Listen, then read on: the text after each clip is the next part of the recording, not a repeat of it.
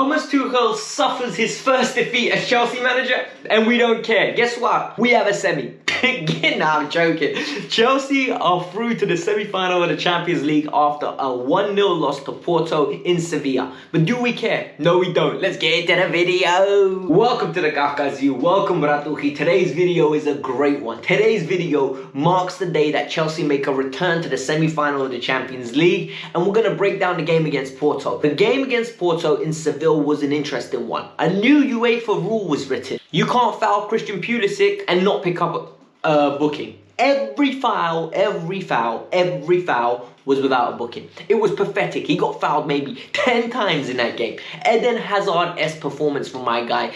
For me, he was man of the match. Should have scored like Eden Hazard most of the time, messing up his finishes. But the overall performance was fantastic. That's my man of the match. I want to hear yours. Hit that like button, subscribe to the channel, and in the field below, comment down who was your man of the match. For me, Eden Hazard. Let's get into the lineup. The lineup came out. The lineup was an interesting one. I thought there'd be a lot of rotation. When I say a lot, maybe 3 or 4 players. I did think Thiago Silva was going to come in, the way I reported yesterday. I believe, based on the comments, based on the way Tuchel spoke about it, it was down to play. Kante came in and started the game and played 90 minutes, which was very interesting for me. And I'm not going to lie to you, it was a fantastic performance from N'Golo Kante in some aspects, but it was terrible in others, and we will talk about that. And more importantly, Christian Pulisic started, which shocked me. I did not expect that to happen, but it is what it is. Let's get into the performances. Point number 1, we lost the game 1-0, but I'm still happy, and I think it's understandable nerves.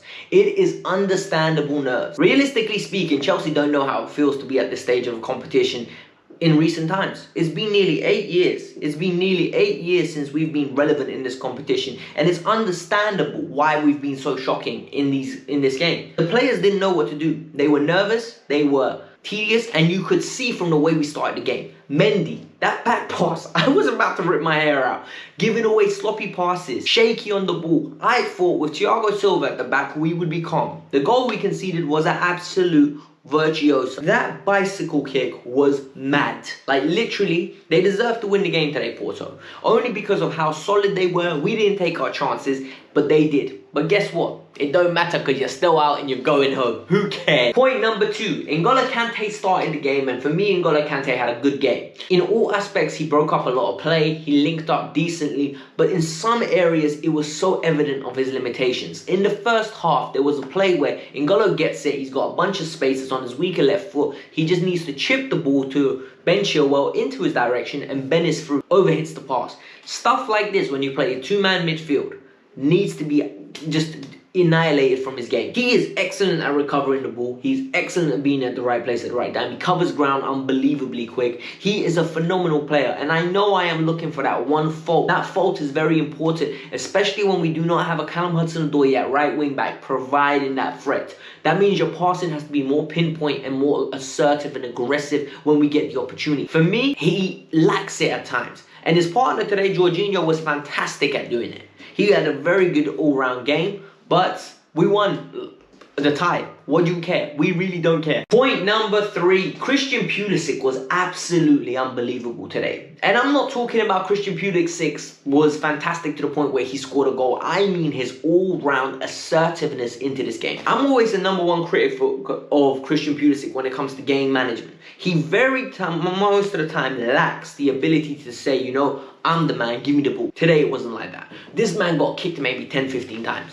Literally 10-15 times he got kicked. And for me, it's unacceptable. UEFA need to get this rule book out and erase that law. You can kick Christian Pulisic as many times as you want, and it means you won't get booked. It is pathetic. The man was unavailable in the half-turn. The man was dribbling out of tight areas. It reminded me of Eden Hazard against Brazil. You remember that Belgium game where it wasn't a great game, but they found the way to win. And in this case, we lost. But he was our man of the match. Like, he played very well and he was fantastic. Yes, his finishing needs to improve. Like I always say, right? Christian Pulisic will get numerous opportunities, and part of the reason why he gets numerous opportunities is due to his work ethic and his ability to turn up at the right place at the right time. Today was one of those, he missed the chances, but on another day he gets more goals. Today our tactics really disappointed me in the way that we didn't manage the game right, and I think Kai Havertz really suffered from it, and that's point number 4. Whilst Kai Havertz is fantastic in the defensive end and wins a lot of headers for us, you know, when the corners are coming in, Kai jumps up and gets them. When there's defensive headers to be made, Kai jumps up. He's a very good target man, weirdly enough, for someone with such a skinny frame. Whilst he is tall and very athletic, he lacks a lot of the oomph to back up into defenders and be that hard boundary. He does very well in that aspect. In the attacking final third, I think he lacked intensity today, and as did Mason Mount. The two of them were very poor for me. I think they could have been better, but I think this has a lot to do with the tactical aspects of where we sat our back and we decided that we're going to protect what we have. And today it was evident that we were going to do that. With the selection of Reece James, it was evident we didn't want to take the game to Porto, and it really frustrated me because I think Porto were there for the taking. Porto aren't that great of a side, so we did take the L, but in all round, who cares? We're through to the next round, and that's all that matters. At the start of the tie, I said, if we're going to get through, it's fantastic. And guess what? We made it through. We won the first leg to earn the right to play this way in the second. Bar the goal, right? I think our defense was fantastic, and the man that stood out for me was Rudiger, number 5. So Antonio Rudiger we're going to talk about. Antonio Rudiger burnt me many times in the past, to the point where I don't trust him. And he's really earning that trust back right now.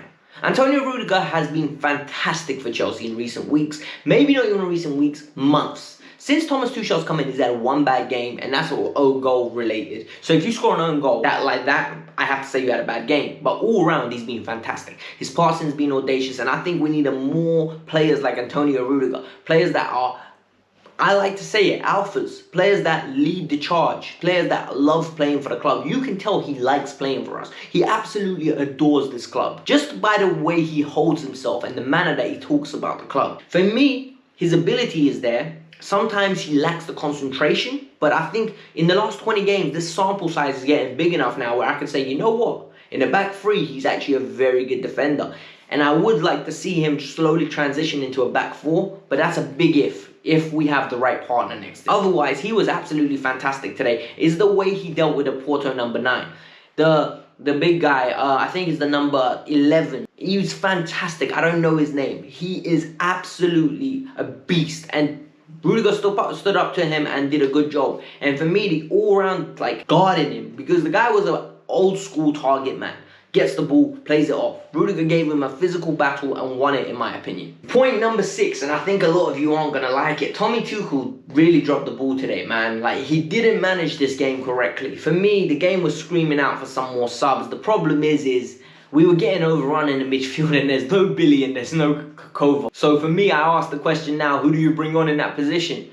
I would have liked to see him go a little bit more defensive in that second half. Try to literally control the game, drop Mount into that midfield, pick the ball up and dictate it. No subs until the 85th minute, I think. It was the 82nd minute when Hakim came on. And for me, it's just not good enough. It really isn't. We need to manage this game better. This is Porto we're playing. Whilst they're a respective side, I do want to see him alter games. And you know what? I'm not going to be too harsh because in recent weeks, he's been fantastic at doing that. And I rate it and I respect it to the nth degree.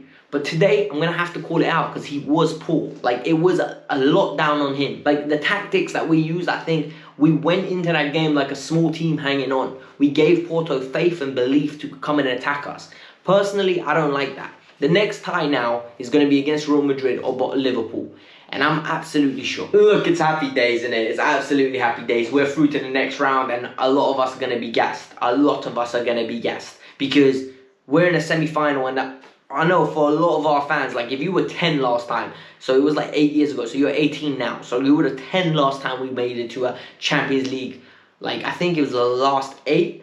So for a lot of you, this is new territory, new ground. So I'm very excited. For me, I grew up on this. I grew up on our team being perennial semi-finalists. Finalists, 2-time finalists. Regular semi-finals, regular battles with Liverpool in the Champions League. I don't want Liverpool, I want Real Madrid. I've never seen it in my lifetime. I want to see this game, and for me it's exciting. So tomorrow I will be eagerly watching. But you lot, hit that like button, subscribe to the channel. I know we lost today, but we need to be in high spirits because it doesn't matter. We're through to the next round. At the end of the day, that's all that matters, right? Peace out, I'm out.